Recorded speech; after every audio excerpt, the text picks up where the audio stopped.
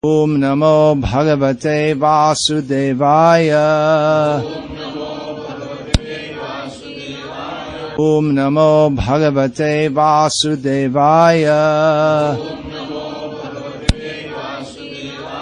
Om Namo Bhagavate Vasudevaya.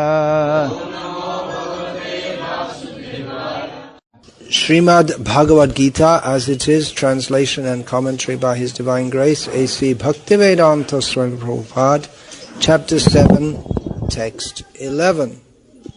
Open, Chapter 7, Text 11. So, I'll chant that. Balang balavatang chaham Kamaraga vivarjitam Dharma viruddho bhuteshu Kamosmi bharatarshabha. Lord Krishna says, I am the strength of the strong, devoid of passion and desire. I am sex life which is not contrary to religious principles, O Lord of the Bharatas, Arjuna. Purport: the strong man's strength should be applied to protect the weak, not for personal aggression. Similarly, sex life, according to religious principles, dharma, should be for the propagation of children, not otherwise. The responsibility of parents is then to make their offspring Krishna conscious. In this verse, Lord Krishna declares himself to be Kama, which is translated into English as desire, and more specifically as sexual desire. So Krishna is also known as Kama Deva. There is a Devata known as Kama Deva, also known as Ananga, because he got his body burned to pieces, therefore he had no body, therefore called Ananga, no body. He's a real nobody. But having no body, he affects everybody. The whole material world is going on due to karma, and the whole spiritual world is also going on also according to karma. Krishna is described as Aprakrita Madan, the spiritual Cupid. Yeah, it's alright. Madan means who makes you mad. The impersonalists, they want to be free from all desire, because material desire is the cause of all suffering. But positive spiritualism is to serve Krishna's desire. Krishna is Atma Rama, he's fully satisfied in himself. He's also Apta Kama, all his desires are fulfilled. But paradoxically, he's also the Aprakrita Madan, the spiritually lusty person. So we're discussing here about sexual desire. Sadhus are not supposed to think about or talk about sexual matters. But the real sadhu is described by Krishna in Bhagavad-gita. Satatam kirtayanto mam, always glorifying Krishna. And the greatest of all sadhus is Krishna. He comes as Chaitanya Mahaprabhu to engage in the topmost kirtan. And he described that the best method to worship Krishna, this is Ramya Kachidupasana Vrajavadhu Vargena Ya Kalpita. The best way to worship Krishna is that which is conceived of by the Gopikas of Vrindavan. And here in Bhagavad-gita, Kama is mentioned, sex. Krishna is the source of that. Krishna is the source of everything. In one sense, he is everything. So, sex also comes from Krishna. And actually in Shastra there's a lot of discussion about sexual matters. usually showing how you get in a lot of trouble via sexual matters, but it also describes the sexual matters of Krishna.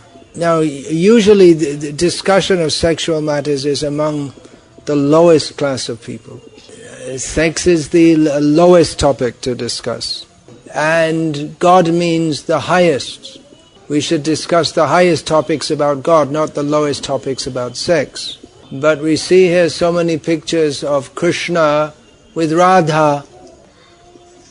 So how can Krishna be God? He's just in the same consciousness as everyone else, it seems. When the Christians came to India first, they were shocked that how can people worship this Krishna when he's a womanizer? What a very low-class religion it is. They would point out there's no such thing with our Jesus. Although many scholars nowadays think that, well, actually Jesus, maybe he did marry after all, but it's just not mentioned in the Bible. So various rascals who in their own minds are well-intentioned try to justify Krishna's sexual activities as described in Shastra. They may say it's all allegorical. For instance, in Bhagavatam it is described how Krishna had the gopis come before him naked. And the rascals describe that this means that you have to be naked before God. You have to be completely open and frank. They don't like to accept that it's an actual fact that this is Krishna Lila. Or they say that, well, Krishna was bad when he was younger, but then later he became better and he spoke Bhagavad-gita. Or they say he was bad when he was younger in Vrindavan, then he went to Mathura and he was still bad, he killed his uncle. Of course his mama had already killed all his brothers. Mama means maternal uncle, I'm saying because it means something like mother in English. So, and just for people who may not understand that. Not anyone here, they can all understand. And then he just went on being bad, and telling lies and inducing Bhima to kill Duryodhana by bad means. Before that, Drona was killed by bad means, and so many things Krishna did, all wrong. Or they say that Krishna of Vrindavan and the Krishna who spoke Bhagavad-gita, they're different persons, actually. That seems to make sense, doesn't it? I mean, you don't expect some low-class womanizer to be a great philosopher. But all these ideas are all rubbish. Here's another rubbish idea. That there was a tribal mythical god called Krishna whose identity got morphed onto that of the old Vedic god called Vishnu. In response to all these rascal, nonsense, humbug ideas, Srila Prabhupada would point out that great sannyasis worship Krishna. Shankara, Ramanuja, Madhva, later Chaitanya Mahaprabhu, they were all impeccable sannyasis and they all worship Krishna. They didn't make up any such apologetic ideas to defend Krishna. They just accept this is Krishna. And the Gauriya Vaishnavas especially, they worship Radha Krishna. And they explain it fully without resorting to concocted ideas. That Krishna is the ultimate reality. He is reality. He is the source of everything, including sexual attraction. His very name, Krishna, means all attractive. So he is attractive to everyone, except persons who are in polluted consciousness. So in this material world, this sexual attraction is the lowest manifestation because we are trying to enjoy, but that enjoyment is meant for Krishna. And just as in this material world, that attraction, that is very low because it is the perverse reflection of that which in the spiritual world is very high. This is explained by Srila Krishnadas Kaviraj Goswami in Sri Chaitanya Charitamrita. Kama prema doha ka bibhinna lakhan loha ar hema joiche sharupe bilakhan. That kama, or material desire, and prema, fully pure love, they have different characteristics. Just like iron and gold are categorically different. They are similar in many ways, but gold is always superior to iron. You can never say that iron is gold or that gold is iron. So Krishnadas Kaviraj explains that further. Atendriya priti bansha tare bale kam Krishnendriya priti ichha dhare prema nam. The desire to, or the love of satisfying one's own senses, that is called kam, or material lust. And the desire to satisfy Krishna's senses, that is called pure love, prema. So there is lust in spiritual existence, but that is completely pure. In this material world, lusty desire means we want to satisfy ourselves. But in spiritual existence, the gopis are simply trying to satisfy Krishna, who is the supreme enjoyer. This is very difficult for persons in mundane lusty consciousness to understand, because we are attracted to interactions of flesh and blood bodies. We cannot understand how Krishna, who is Satchidananda Vigraha, who is fully existent, Satchit Ananda, eternity, knowledge and bliss, enjoys on the platform of eternity, knowledge and bliss.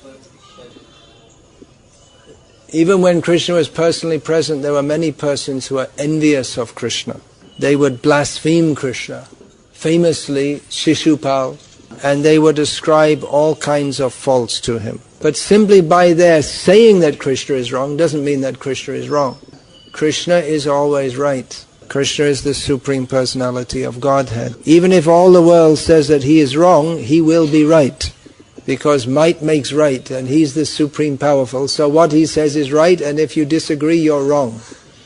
Fortunately, he is not despotic, he is a benevolent dictator. But even if you want to criticize him, you cannot deny that his level of enjoyment is far more than we can imagine.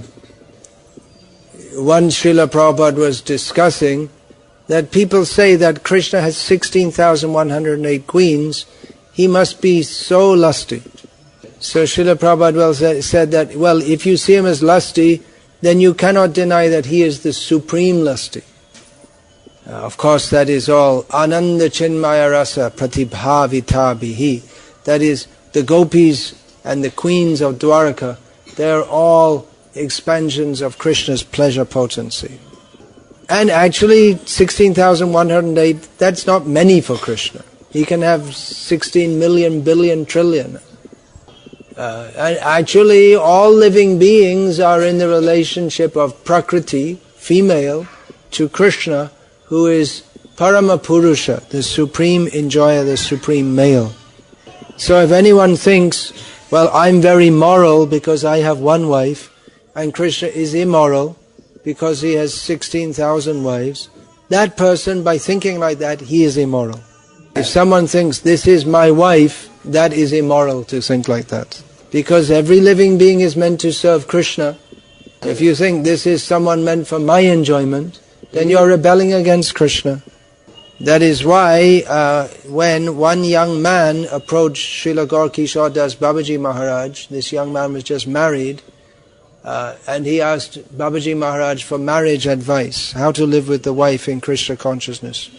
So Babaji Maharaj told him, you should see your wife as a Vaishnavi, so you have to serve all the devotees, so you should serve your wife in all respects. So this is a subject that is much misunderstood about Krishna. It's almost certain to be misunderstood, but it should be explained properly. All the gopis and queens of Krishna, they are his Shaktis, they're expansions. He is Shaktiman, he is all powerful, and actually everything is in existence is an expansion of Krishna. Everything is meant for his enjoyment. That is why we generally don't discuss so much about Radha Krishna Lila or Gopi Lila. Generally we discuss topics of Bhagavad-gita so that people can gradually come to understand what is the position of Krishna. What for us is wrong, for Krishna that is right. Krishna is unique. He is the supreme enjoyer. We are all meant to serve Krishna. Everything in existence is meant for Krishna's pleasure. There is nothing wrong in this. It is the only standard of rightness. So all these points should be understood via discussion of Bhagavad-gita as it is. And even Srila Prabhupada, he would say that we should not keep only pictures of Radha and Krishna. We should also have pictures of Krishna and Arjuna, of Mahavishnu, to try to understand who is Krishna, the Supreme Personality of Godhead. If without understanding all these points of how Krishna is supreme, we try to immediately jump to Gopi Lila, then we must misunderstand. Then we will not be able to advance properly in Krishna consciousness. Maybe you have seen, there are not so many jackfruit trees in Chennai, but some. So jackfruit can grow to be a very big fruit. Maybe it's the biggest fruit of all in the world. I can't think of any fruit which grows bigger than you can get huge jackfruits. Tarbuz is much smaller, yeah. Palas in Sanskrit. Yeah, jackfruit is much bigger. So, but sometimes you see a little jackfruit is just growing and it's about 1 inch long and it becomes ripe. And then it's useless because the pulp has not grown inside. So it can be used neither for cooking like a vegetable nor as a fruit. Arache paka, that's in Bengali that's called. So it means it became ripe too quickly before any substance was formed inside. So if someone wants to immediately come to the platform of talking about Radha Krishna Lila, but there's no substantial spiritual knowledge or advancement inside their heart, then it's like this. It's outside, it looks right, but inside there's nothing. So Srila Prabhupada very kindly taught us Bhagavad-tattva Vijnanam, the scientific knowledge of topics of the Supreme Personality of Godhead from Srimad Bhagavatam. So please study Srila Prabhupada's books very carefully. Practice Bhakti Yoga according to all the rules and regulations.